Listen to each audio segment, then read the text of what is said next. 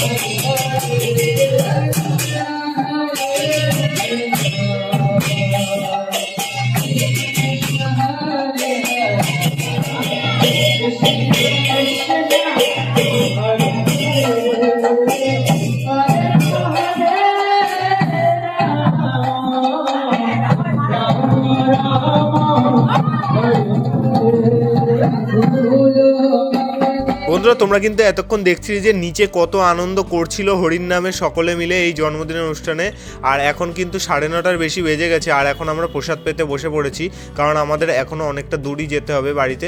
তো এখন আমরা নিজেরা প্রসাদ নিয়ে নিচ্ছি। আমি বুঝতে পারছি ভিডিওটা খুবই ছোট হয়ে গেছে, তবুও তোমাদের দেখানোর ইচ্ছা ছিল যে ইসকনের জন্মদিনের অনুষ্ঠানগুলো কেমন হয়। তো এখন প্রসাদ পাচ্ছি, নতুন একটা ভিডিওতে দেখা হচ্ছে বন্ধুরা। হরি বল, হরে কৃষ্ণ।